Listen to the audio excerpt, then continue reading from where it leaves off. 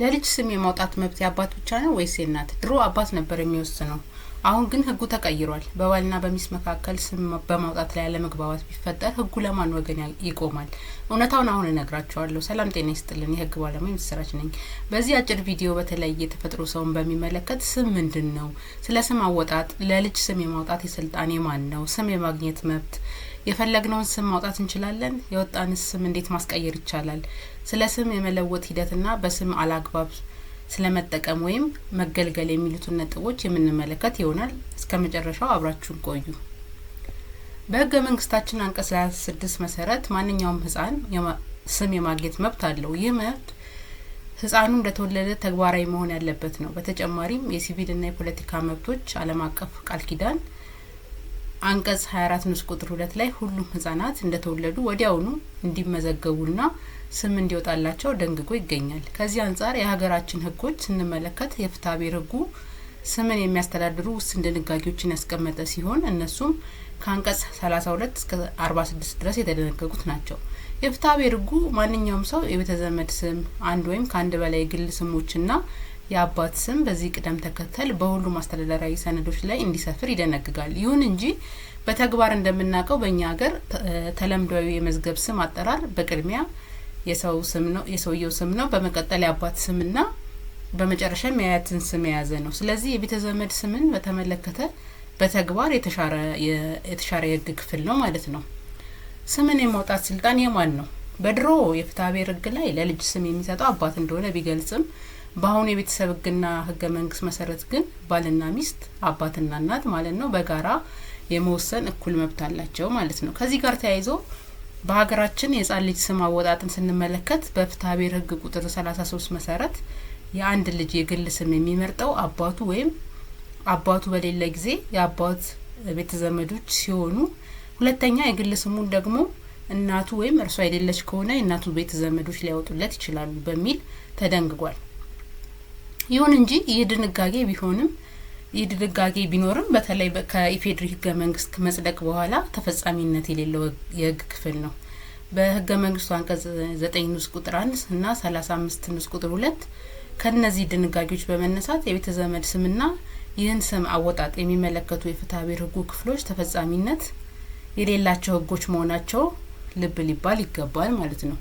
ስለሆነም መሰረታዊ የልጆች አስተዳደግን ጨምሮ የቤተሰብ ኃላፊነትን በሚመለከት ባልና ሚስት የጋራ መብትና ኃላፊነት እንዳለባቸው በቤተሰብ ህጉና በህገ መንግስቱ በግልጽ ተደንግጓል። በመሆኑም የህፃን ልጅ ስምን የማውጣት መብትም ለባልና ሚስት በጋራ የተሰጠ መብት እንጂ በፍትሐብሔር ህጉ በተቀመጠው አግባብ የሚወጣ አይደለም። ይሁን እንጂ ባልና ሚስት በንግግር ስም የማውጣት መብትን በፈቃድ ለአንዱ በመስጠት ሌላኛው ያወጣው ስም መጠሪያ ሊሆን ይችላል።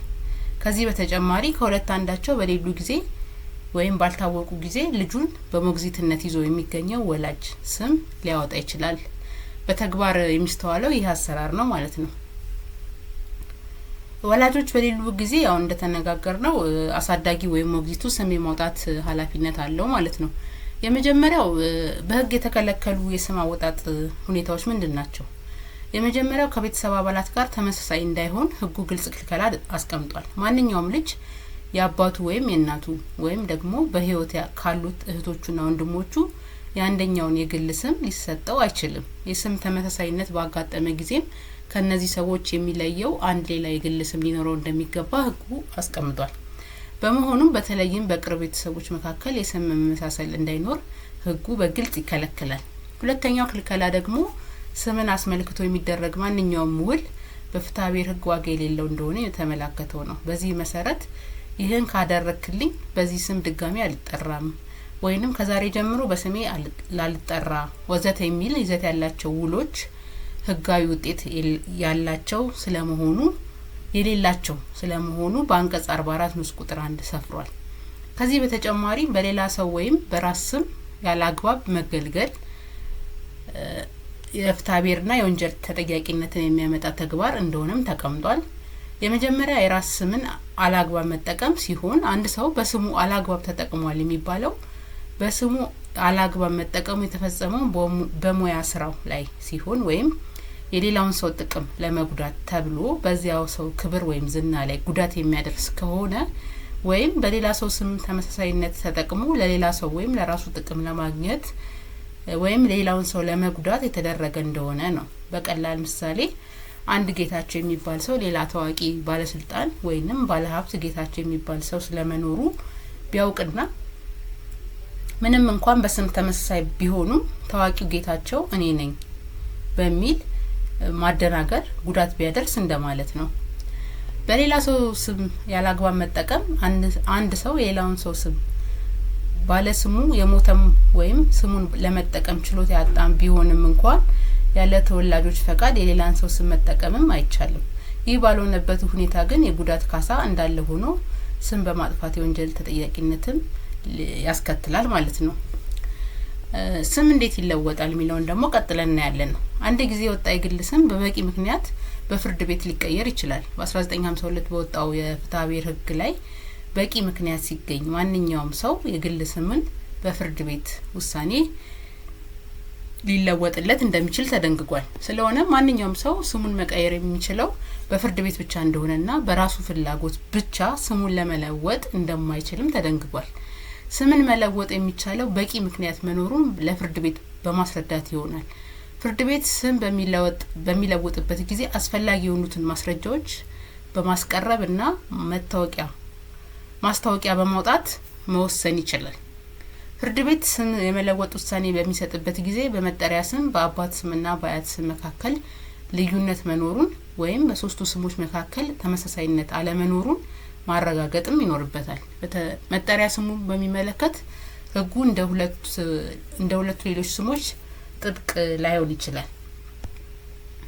የአባትና አያትን ስም በሚመለከት ግን የሌላ ሰው ስሞች ስለሆኑ ጥንቃቄ ማድረግ ይገባል። ስለዚህ በስሞቹ መለወጥ ምክንያት የሶስተኛ ወገኖች መብትም መነካት የለበትም። በዚህ ድርጊት የተነሳ የሶስተኛ ወገኖች መብት የሚነካ ከሆነም ከፍ ብሎ እንደተመለከተው ሶስተኛ ወገኖች ግዙፍ ወይም የህሊና ጉዳት የደረሰባቸው ወይም የሚደርስባቸው መሆኑን በማስረዳት ስሞቹ እንዳይለወጡ መቃወም ይችላሉ ማለት ነው።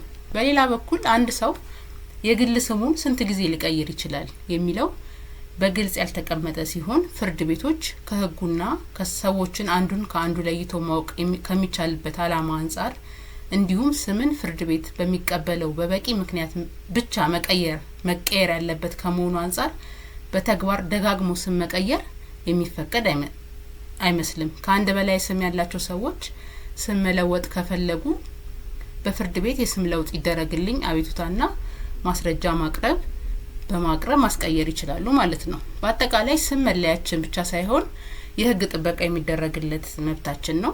በአጠቃላይ ስም የአንድ ሰው መጠሪያ ሆኖ በመለያነት ያገለግላል። ይሁን እንጂ ስም ከግለሰብ መጠሪያነት ያለፈ ጠቀሜታ ያለው ነገር በመሆኑ የህግ ጥበቃ ተሰጥቶታል። በኢፌድሪ ቤተሰብ ህግና በህገ መንግስቱ መሰረት ለልጅ ስም የማውጣት የባልና የሚስት የጋራ መብት ስለመሆኑም ተመላክቷል። በሀገራችን ስምን በተመለከተ በ1952 በወጣው የፍትሐ ብሔር ህግ በሶስቱ ማዕዘናት ከፍሎ ያስቀመጠ ሲሆን ከሶስቱ የስም አይነቶች አንዱ የሆነ የቤተ ዘመድ ስም በእኛ ሀገር ጥቅም ላይ አልዋለም። በሌላ በኩል አንድ ጊዜ የወጣን ስም ያለ ፈቃድ መለወጥ፣ በሌላ ስም መጠራት ከፍትሐ ብሔር ተጠያቂነት ጀምሮ በወንጀል ኃላፊነትም የሚያስጠይቅ ተግባር መሆኑን በኢፌድሪ የወንጀል ህግ አንቀጽ 811 ተደንግጎ ይገኛል። ነገር ግን በህጋዊ መንገድ በፍርድ ቤት የስም ይለወጥልኝ ይደረግልኝ አቤቱታ በማቅረብ ስም መለወጥ የሚቻል መሆኑን እንዲሁ በህጉ የተፈቀደ ተግባር መሆኑን ልናውቀው ይገባል ማለት ነው። ይህ መረጃ ለብዙዎች እንዲደርስ ላይክ እና ሼር ሰብስክራይብ ማድረጋችሁን አትርሱ። ስለ ስም ለውጥ ያጋጠማችሁ ጥያቄም ካለ ኮሜንት ላይ ጻፉልኝ። ለተጨማሪ ህጋዊ መረጃዎች ቻናላችንን ሰብስክራይብ አድርጉ። ስላዳመጣችሁ እናመሰግናለን።